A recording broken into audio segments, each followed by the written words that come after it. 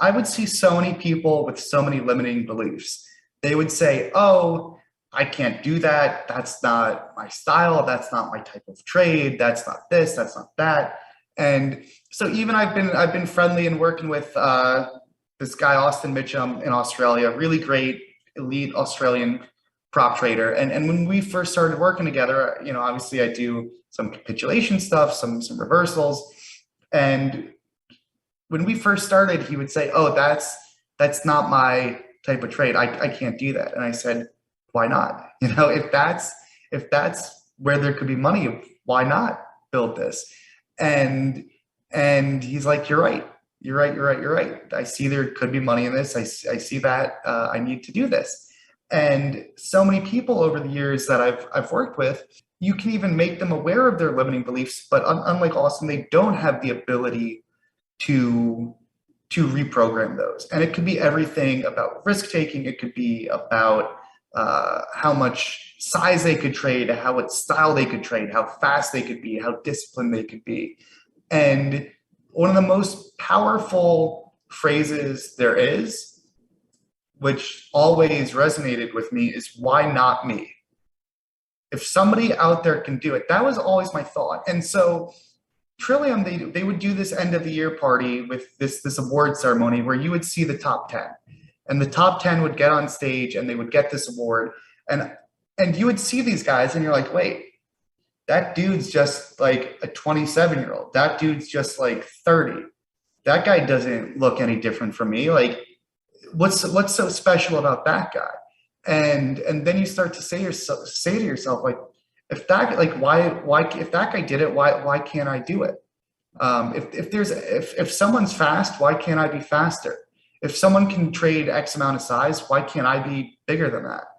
And I've never really had those limiting beliefs because I've always just thought, like, if it's look, I realize, I'm not going to probably be dunking a basketball. Like, there are some very real limitations that you can't ignore. But like, besides like just real hard coded, like I can't teleport within the realm of like plausibility. I'm not going to be able to teleport. Um, but within the realm of possibility, like anything within that you can do. And what I noticed with elite traders is all of them have that mindset. If someone out, like, it doesn't even cross their mind, "I can't do X." I've never ever heard an elite trader say that. They might say, "I don't want to allocate my time to that. It's not, I don't want to get good at that. I don't," you can say, "I don't think that will play to my strengths."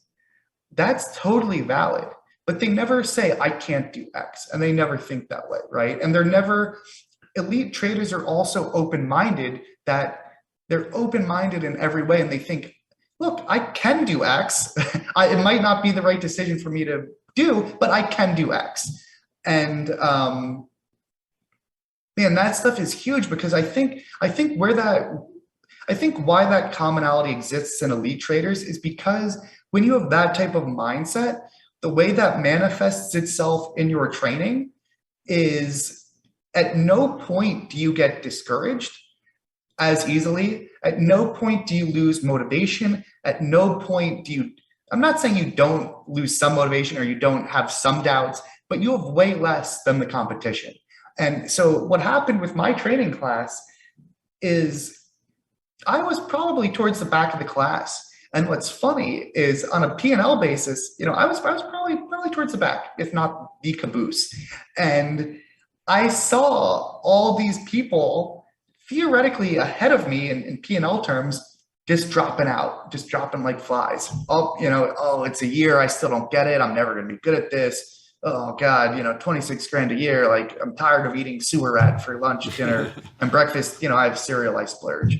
Um, and so I would see these people dropping off, and it was like, "Oh man, like, I'm actually like," it's like you start the marathon in like the back of the race, and you just see like all the carcasses on like the sidewalk, people passed out, and you're like, "Oh my God, like, I'm doing better than people. Like, I started in the back, but I'm doing, like, not because I'm running fast, but I'm just sustaining." And I think a lot of that is embodied because you're saying, like, "Why not me?"